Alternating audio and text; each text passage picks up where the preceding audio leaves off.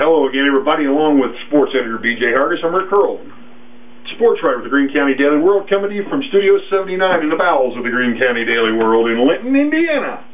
Time again for the B.J. and Rick Sports Show. Well, Chief, got a new sectional alignment. Okay. Just came out this past week, and needless to say, things are getting interesting in the Greene County sectional. Well, at least we only have 2 sectionals instead of 3. Yes. I was afraid Eastern was going to Paoli, and I think Eastern was too. But so, right, you gonna run it down, or? Yeah. We'll go to the 2A sectional. It involves everybody, and let me find the right number. It's 47 now. It used to be 45. Here it is. Of course, yeah. Bloomfield, Eastern Greene, Linton, Stockton, North Knox, and South Knox will stay in the sectional. And they'll get two new entries: the North Central Thunderbirds of Coach Ryan Kamen and Coach Jeff Moore's Sullivan Golden Arrows drop down to Class 2A. Meanwhile, the 1A, since North Central moved to 2A, that becomes a 5-team sectional with Eminence staying and Clay City, Shakamak, Duggar, and White River Valley. So, kind of an interesting little turn of events. Well, you know, Andy Eigel, I talked to him earlier. No room to write a column since we're doing 4 main previews. Yes.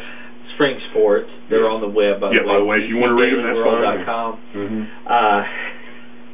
Or in other words, the page you're looking at this on, just in case, some people don't get it, but it's okay. Okay. Anyway, you were saying. I was just saying Andy Eigel said it would make a very good sectional even better, and obviously Sullivan is still pretty loaded, and they expect to be that way for years. So that could shape up as a pretty interesting sectional from basketball-wise. Now, other sports, which obviously that's going to affect volleyball, softball, and girls basketball. And and from that perspective, I mean, Sullivan's been decent in, volleyball. Softball, they're getting better. Right. North Central's starting to turn the tide a little bit in volleyball as well. With a new coach in softball, we'll have to wait and see, but they shouldn't lose too much when it comes to that sectional. Girls basketball, Sullivan is definitely improved, but I would think most of those other sports are semi-wide open. Yeah, I think so. I think that we're looking at a possibility of who knows what. We could see a shift in the power. Well, in Eastern volleyball, Eastern volleyball is still going to have to be reckoned with. Without even losing the 3 seniors, if they can find a setter, who knows. But and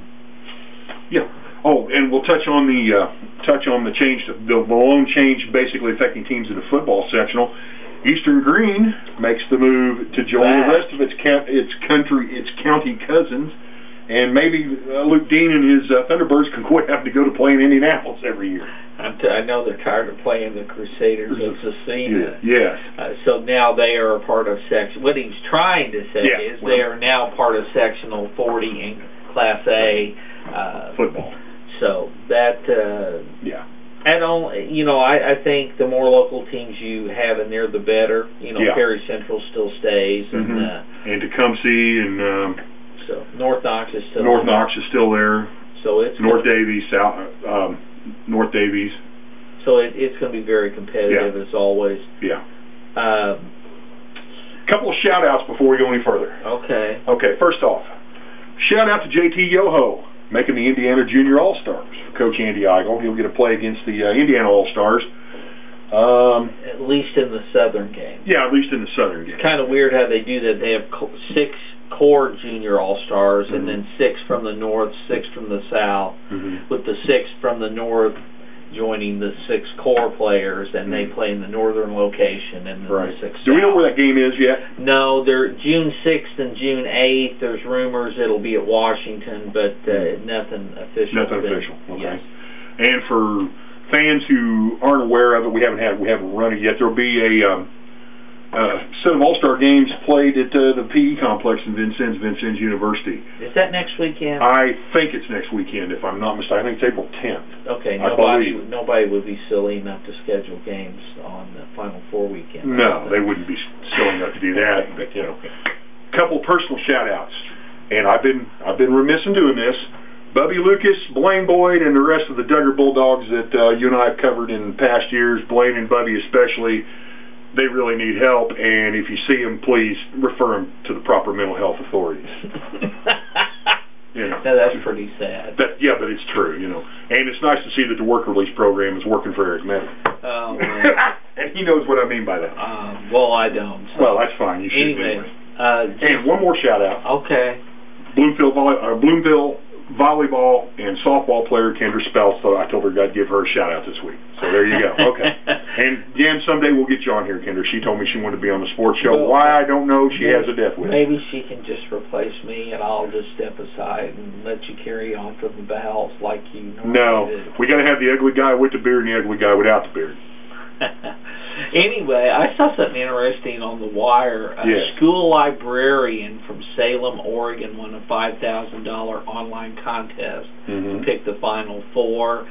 A lady, or let's see, what's her name? It doesn't even say. It says she likes, Diana Inch. No, okay, you're right. Diana Inch used some favorite numbers to select seeds. Some states she likes, and appealing mascots to come with the final four teams for playing for the national title. It figures. She was one of 3 million entrants on Yahoo Tourney Pick'em contest, and she's got UConn to beat Butler in the final. It figures. Who do you have? Let's just say that my predictions kind of fell through, so my bracket kind of imploded.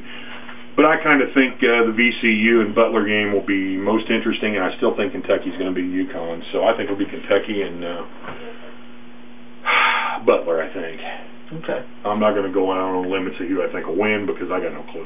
VCU, you just wonder when their great shooting run is going to end. But they are a very physical team, and that really kind of took Kansas completely out of what they wanted to do. Right. Might want to mention the changes in the schedule.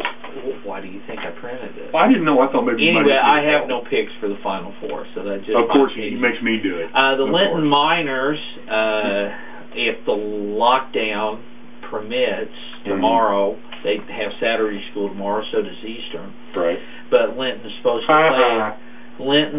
We don't have to work. Linton's supposed to host Shoals in a single game at 5 o'clock tomorrow at Roy Herndon Field. Yeah.